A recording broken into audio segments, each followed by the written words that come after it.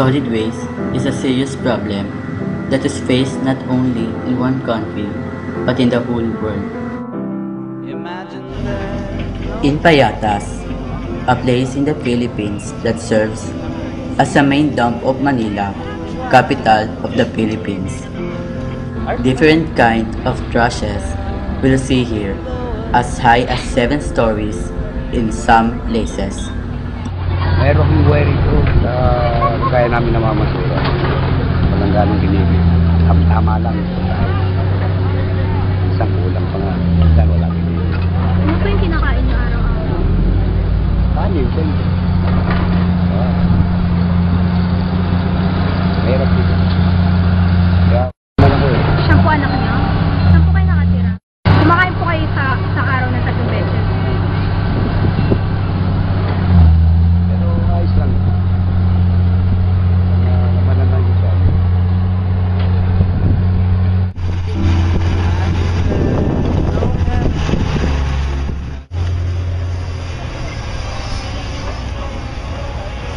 Gano'n ka na kayo isa?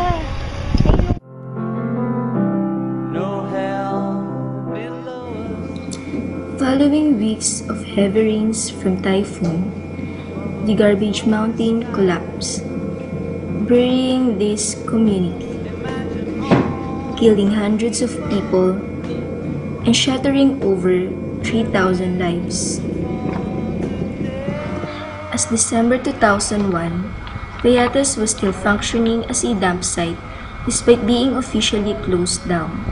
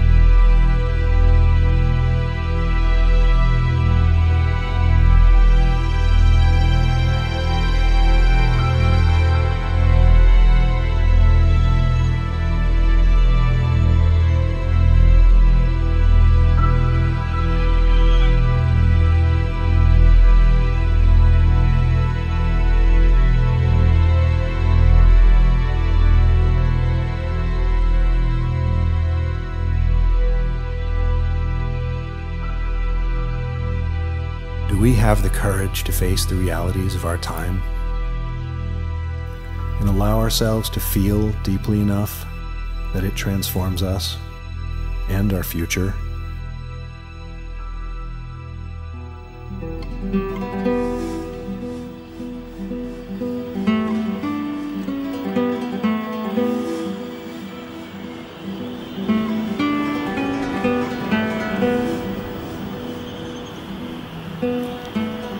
Come with me on a journey through the eye of beauty.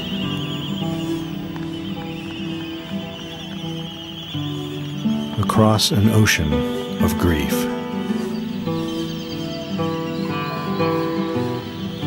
And beyond.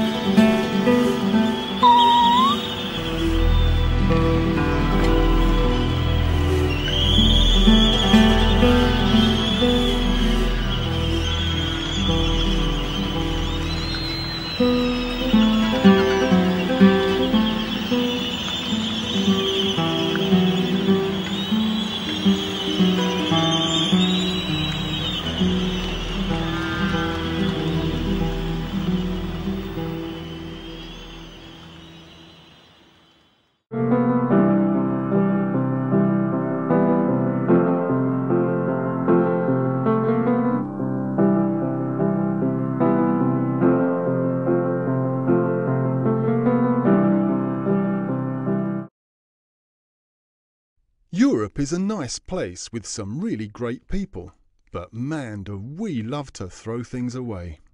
In fact, the average European junks about 525 kilograms of waste each year. I mean, that's a whole lot of stuff. And much of it really is stuff as opposed to waste. Useful stuff, worth money. All in all, it's just a waste of waste, isn't it? It's pretty hard on your back too. So, what can you do about it? Stay tuned. OK, so you've got your half a ton of waste, which might not make you half a ton of money, but it could make you some. And off we go. A lot of the stuff in the bag is pretty useful as it is. Some bottles just need a wash-up and a new cap. And old clothes and furniture come back into fashion before you know it. Some of it might need a bit of repair, but hey, that's job creation right there. Can't be a bad thing, can it?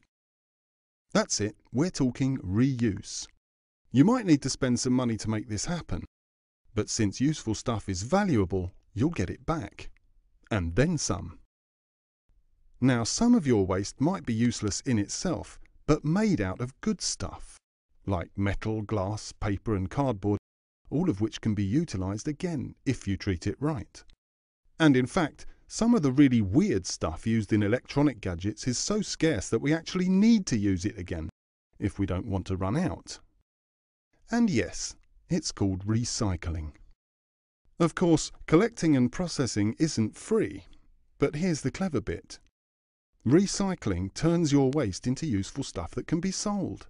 Shazam! Money in the bank, mate.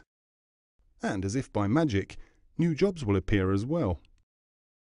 So, how's your back then? Better, eh? Looking good. OK, let's go. Let's have a look at what's left in the bag. Food leftovers, used cooking oil, some wooden paper, lots of plastic and, ew, smelly stuff like cat litter and used diapers that sadly can't be reused or recycled. Or can it? Actually, it can. If you burn it to generate power and heat buildings, and collect the biogas to use as fuel, it might not smell of roses, but hey, this is useful stuff. Of course, you need to make some initial investments, but in the long run, burning waste is definitely a whole lot cheaper than burning oil or coal. Same with greenhouse gas emissions. No contest, really. And then there's job creation again. This neat little trick is known as energy recovery. Not much left in the bag, is there? A whole lot less than half a ton, that's for sure. Time to get rid of what's left at that place we all know and hate as the dump. Sadly, it can't be avoided completely. Some waste is simply useless and won't even burn. Ah well. Of course, you don't want poisons lying about, so harmful stuff needs to be securely destroyed or stored out of harm's way. Safety first, of course. And there's job opportunities there as well. But hang on a second. Do you really need to create that much waste to begin with? Come on, it's half a ton for crying out loud. Of course you don't. We could all begin by actually eating the food we produce. Today, half of it goes into the bin somewhere along the line. I mean, that's just wrong. Another good idea is to steer clear of disposable containers and packaging.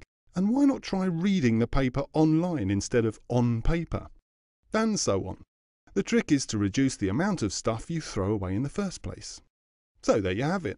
And you know, the cool thing is that all this is being done all over Europe as we, or rather I, speak. For instance, in Norrköping, Sweden, 4 local fuel and power companies literally live off each other's waste. The stuff that one company discards becomes the next one's raw material. And round it goes. Brilliant. Meanwhile, in Hungary, a mushroom growing company have this really sweet sideline going. An electric power plant fueled by biogas made from mushroom scraps and used growing substrate that produces marketable green power. I mean, how clever is that? And in Cumbria in the UK, the county waste management people have worked with teachers and pupils to turn the Cockermouth School into a sustainable school. This is good news in more ways than one. Not only does the school chuck away a whole lot less than before, but the pupils have become expert reusers, recyclers and reducers in the process. And that's vital. After all, we're not born with sustainability skills. We all need to learn them. It's not like it's rocket science or anything, or it would be Stephen Hawking telling you this and not me. But still, knowledge is power. Green power. So, education and information is a big piece of the puzzle, no doubt. Costly, sure. But then again, you need to create jobs, don't you? I mean, let's face it, wasting your waste is such a waste. If you want to know more about waste as a resource, check out www.wastetoenergy.eu.